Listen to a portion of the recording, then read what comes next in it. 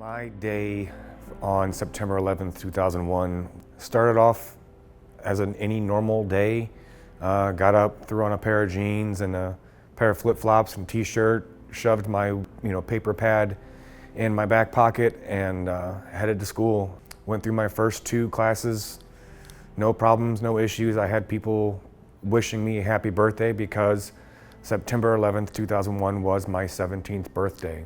On September 11, 2001, I was teaching our contemporary issues class, and somebody came in from another class, a student, saying something was happening in New York, something about a plane hitting a building, but nobody really knew for sure. I was actually a student of Mr. West, or Eric West's. Mr. West just did an amazing job at trying to keep everybody calm. There was only one place on campus at the time that you could see anything live. We had a satellite dish up in the library. They wheeled it out, the old tube TV on a stand, and they parked it in front of us, and they turned on the TV.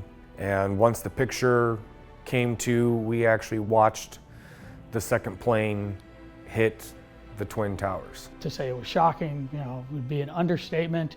We just kind of watched what was going on the TV, just kind of looking at each other, dumbfounded really. The bell rang, I left school and I went straight to the recruiter's office. I knew that I was going to join the military, I just didn't know how soon. So I walked into the Navy recruiter's office and said, let's go. And he kind of looked at me and said, you kind of have to graduate high school first. I'm like, no, I don't. The recruiter told me, he goes, the best I can do is get you to swear in. I said, okay, let's do it. So we literally drove down to St. Louis, walked into the MEP station, and I raised my right hand and swore into the United States Navy on September 11th, 2001, which was my 17th birthday.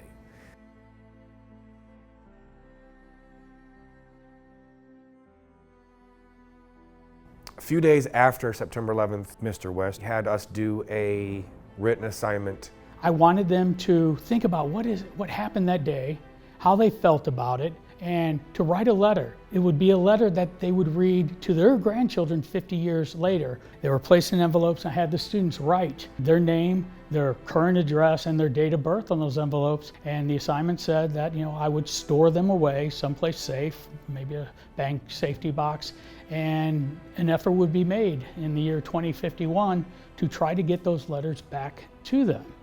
It was amazing that he actually thought about doing something like that. It's something that I don't think anybody ever really thought of doing. That's the type of teacher, that's the type of man that he was or is, that he is that much of a forward thinker. We're gonna get those letters one day, and I know me personally, I'll probably break down, and I hope a few other people do too, to kind of remember how naive we were as kids, as seniors in high school. My life changed that day, and it will never go back. So I actually have something. Okay. What? I have your letter. This is kind of crazy. I am actually holding the assignment. So this says a day that will live in infamy. I walked into my 3rd hour on September 11th, 2001 on my 17th birthday.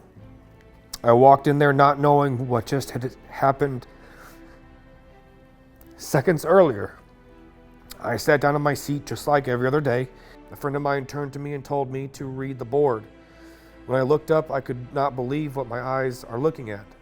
In big bold print on the board were the words, 2 planes have just crashed into the World Trade Center in New York. I sat back in my seat silent, confused, along with my classmates listening to the frantic voice on the radio. A class once loud and talkative, now nothing but silence. After a few minutes of dead silence, except for the radio, Mr. West told us that we were going to the library to watch this on TV. We sit down, the TV comes on, the screen is filled with fire, flames, and mass destruction. We sat there not as an individual, not as a class, but as a one. We sat there watching this happen. The bell rings and the halls are filled with the buzz of attacks of the U.S. You would not believe how much the U.S. is coming together All you can see are American flags waving half-staff all over the place and people flying flags in their cars as well. I was watching the news that night and a firefighter comes on saying, "This is no longer a job. This is personal." I think we all think that now. In loving memory to all those we have lost, Justin Hayes Bridwell.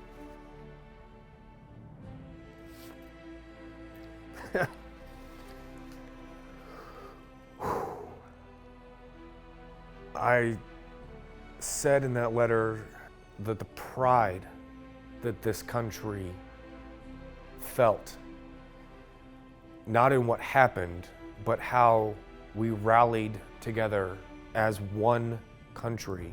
There was no left or right, there was no anything. We were Americans. The pain and the sorrow that we felt on September 11th was washed away on September 12th.